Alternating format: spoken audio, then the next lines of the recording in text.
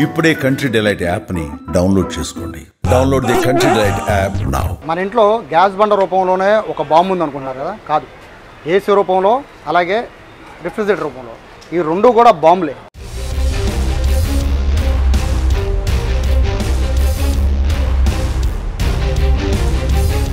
నిన్న చార్మినార్లో జరిగిన ఘటన చూసాం కదా, చాలా దారుణమైన ఘటన.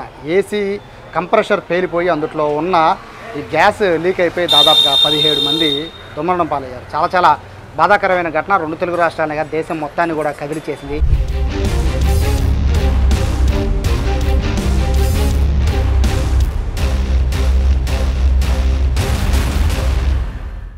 ఇప్పుడు ఏసీ అంటే అందరూ భయపడిపోయే పరిస్థితి ఉంది. నిజంగా ఏసీ వల్ల ఇంత ప్రమాదం జరిగిందా అనేది అందరూ కూడా ఆశ్చర్యపోతున్నారు. ప్రస్తుతం నేను ఇప్పుడు విజయవాడ విజయ టాకీస్ దగ్గర ఉన్న ప్రస్తుతం విజయవాడ ఏసీ టెక్నీషియన్స్ అసోసియేషన్కి సంబంధించిన షాప్లో ఉన్నాను. అయితే దివాకర్ గారు ఉన్నారు, ఆయన ప్రెసిడెంట్ అసోసియేషన్ మొత్తానికి. ఏసీ టెక్నీషియన్స్ టెక్నీషియన్స్ అంతా కూడా వీళ్ళ దగ్గర ఉంటారు. సో ఏసీ ఎలా లీక్ అయింది, ఏసీ లీక్ అవ్వకుండా ఏం చేయాలి, ఇటువంటివన్నీ కూడా వీళ్ళు రెగ్యులర్గా కస్టమర్స్కి చెప్తూ ఉంటారు. కానీ ఇట్లా ఘటనలో జరుగుతాయని కూడా వీళ్ళు కూడా ఊహించుంటారు. సార్ నమస్తే. మీరు ఎన్ని జాగ్రత్తలు చెప్పినా కూడా మీరు ఏసీ బిగించే ముందు చెప్తారు, బాగు చేసే ముందు చెప్తూ ఉంటారు. కానీ నిన్న చార్మినార్ దగ్గర జరిగిన ఘటన చాలా దారుణం. సో దానికి ప్రధాన కారణం ఏసీ కంప్రెషర్ పేలిపోవడం, గ్యాస్ లీక్ అవ్వడం అంటున్నారు. అవునండి, గ్యాస్ అనేది రకరకాలైన లీకేజెస్ ప్రాబ్లం ఉంటాయండి. ఇక్కడ ఫస్ట్ లీక్ ప్రాబ్లం ఏంటంటే సర్వీస్ ప్రాబ్లం. ఫస్ట్ ప్రాపర్గా సర్వీస్ చేయించుకోకపోవడం వల్ల ఖచ్చితంగా గ్యాస్ లీకేజ్ అనేవి అవుతాయి. అవి నేను మీకు ప్రాక్టికల్గా చూపిస్తాను. అసలు ఎక్కడ లీక్ అవుతాయి అంటే మీకు విజువలైజేషన్లో చూపిస్తాను. అయితే ఎందుకు లీక్ అవుతాయి అంటే అక్కడ రస్ట్ పట్టేస్తాయి. మన సర్వీస్ ప్రాపర్గా చేయించుకోకపోతే రస్ట్ పట్టేస్తాయి. ఆ రస్ట్ పట్టేసినప్పుడు మీకు ఇక్కడ ఒకసారి రండి, ఇక రస్ట్ ఈ రింగ్స్లో పట్టేస్తాయి. పట్టినప్పుడు మనకి ఈ రింగ్స్ అనమాట, ఇవి ఏసీకి వచ్చే రింగ్స్ ఇది కాయిల్, ఇది కాపర్ రింగ్స్. ఇక్కడ ఏమవుతుందంటే సర్వీస్ ప్రాపర్గా లేకపోవడం వల్ల ఇక్కడ ఏమవుతుందంటే మొత్తం స్కేల్ ఫామ్ అయిపోయి ఈ స్కేల్ అనేది ఇక్కడ ఉన్నదంతా ఆటోమేటిక్గా దీన్ని తినేస్తుంది. ఈ కాపర్ని తినేయడం వల్ల ఇక్కడ హోల్ పడిపోతుంది. ఈ హోల్ పడిపోవడం వల్ల ఆటోమేటిక్గా ఎయిర్ అనేది లోపలికి వెళ్ళిపోవడం వల్ల ఎయిర్ లోపలికి వెళ్తే ఆటోమేటిక్గా లోపల ఉన్న కంప్రెసర్లో ఆయిల్ కూడా మిక్స్ అయి ఉంటుంది. ఆయిల్ మిక్స్ అవ్వడం వల్ల ఏమవుతుందంటే ఆటోమేటిక్గా మనకి ఎప్పుడైనా సరే ఆయిల్ లోపల కంప్రెసర్లో రొటేట్ అవుతున్నప్పుడు ఆయిల్ ప్లస్ మన ఆక్సిజన్ రెండు మిక్స్ అయితే ఆటోమేటిక్ ఫైర్ అనేది జనరేట్ అయిపోతుంది. అది ఫుల్ కంప్రెస్ అయినప్పుడు ఆటోమేటిక్ ఫైర్ అనేది జనరేట్ అవుతుంది. ఆ విధంగా ఏసీలు అనేవి బ్లాస్ట్ అవుతాయి. ప్లస్ అదిగాక ఇప్పుడు ఏమైందంటే పాత రోజుల్లో మనకి ఏసీలు చాలా తక్కువ, బ్లాస్టింగ్స్ అనేవి మనం చాలా తక్కువ చూసాం. ఇప్పుడు ఈ మధ్య కాలంలోనే బాగా ఎక్కువ చూస్తున్నాం. అదిగాక ఏంటంటే మనం ఇప్పుడు మేము పెట్రోలియం గ్యాసెస్ అంటున్నాము, 32 కానీ 410 గ్యాసెస్ కానీ మరి తర్వాత 22 గ్యాసెస్ కానీ మనకేమవుతుందంటే బాగా ఈ ఫైర్ వస్తుంది ఇందులోంచి. మీకు ఈ 32 గ్యాసెస్లో మనం సరైన సేఫ్టీ ప్రికాషన్స్ టెక్నీషియన్స్ కానీ కస్టమర్స్ కానీ ఎలక్ట్గా లేకపోతే దీనివల్ల చాలా చాలా ప్రమాదం ఉంది. దీన్ని పేలవడం వల్ల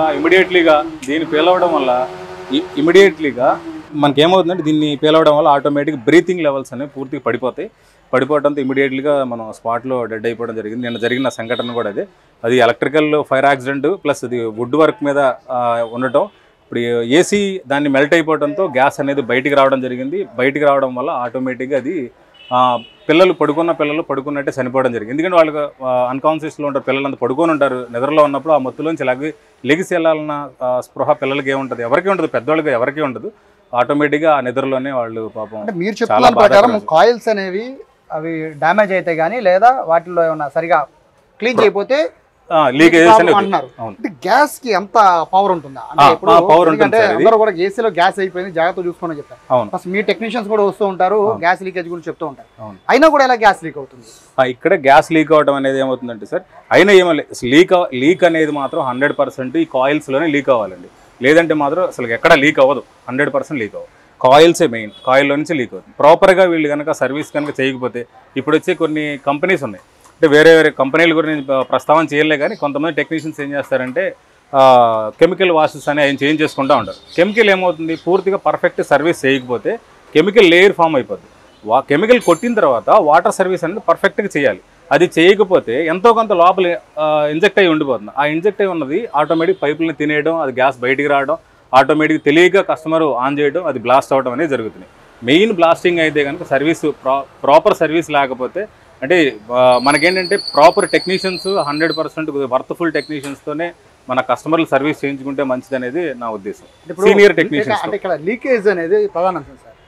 గ్యాస్ అయిపోయిందో లీక్ అవుతుందో అనేది ఎలా గ్రహించాలి? అంటే ఇప్పుడు పిల్లలు లేదా ఇంట్లో పెద్దవాళ్ళు ఏసీ ఆన్ చేస్తారు, కూలింగ్ వస్తుంది, బట్ వాళ్ళు తెలుస్తుంది, బట్ అందులో ఎలా తెలుస్తుంది లీక్ అవుతున్నట్టు ఎలా తెలుస్తుంది? అసలు ఒకటండి, లీక్ అయితే మాత్రం అసలు మనకి ఏమీ తెలియదు. కూలింగ్ రాకపోతే ఆటోమేటిక్గా ఇంకేమవుతుందంటే కంప్రెసర్ బయట ఆన్ అవుతా లోపల కూలింగ్ రావట్లేదంటే ఏసీ గ్యాస్ లీక్ అయింది అని అర్థం.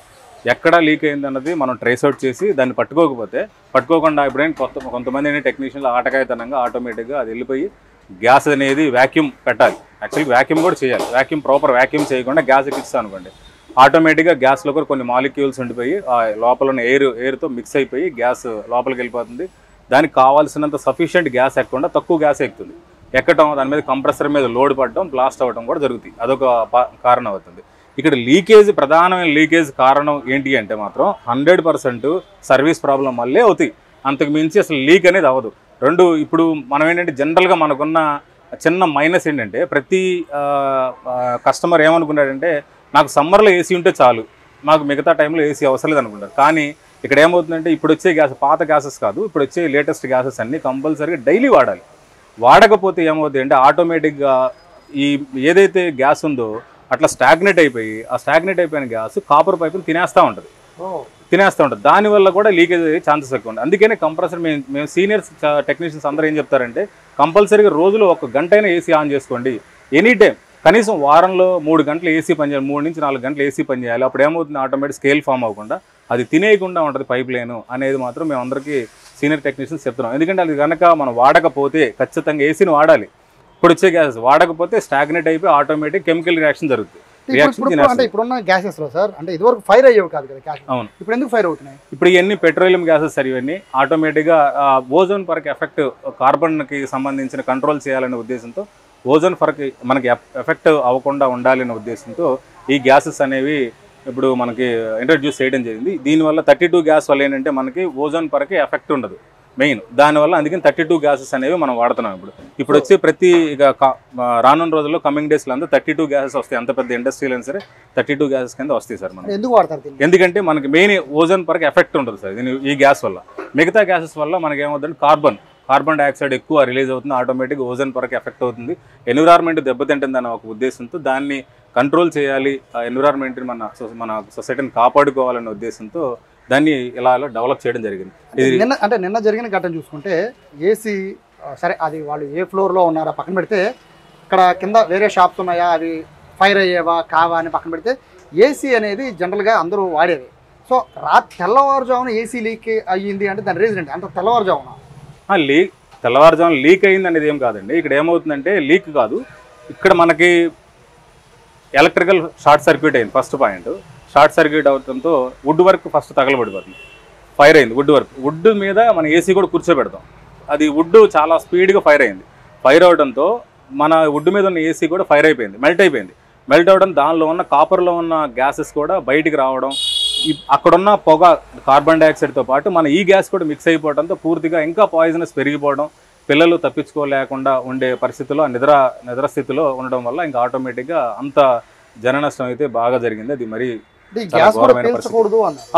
చాలా కష్టం, పీల్చకూడదు సార్. మన పాయిజన్తో సమానమే సార్, ఈక్వల్ టు పాయిజన్ సమానం సార్. అంటే ఇప్పుడు మనకి చాలా చెన్నైలో కానీ తర్వాత మనకి చాలా కొన్ని మెయిన్ మెట్రోపాలిటన్ సిటీస్లో కొన్ని ఫ్రిడ్జ్లు కూడా పేలిపోయి చనిపోయిన ఘటనలు కూడా మన దృష్టికి వచ్చినాయి. చాలా జాగ్రత్తగా మనం మెయింటైన్ చేయాలి. ఏదో ఆటకాయతనంగా ఫ్రిడ్జ్ల దగ్గర ఉండకూడదు, చాలా కేర్ఫుల్గా ఉండాలి. ఇప్పుడు చాలామంది ఏంటంటే ఫ్రిడ్జ్ల్లో చాంబర్లు ఐస్ పట్టే కానీ చాకులతో పొడి చేస్తూ ఉంటారు. అది కూడా చాలా రాంగ్, అది చాలా జాగ్రత్తగా ఉండాలి. అలాంటి పనులు చేయకూడదు.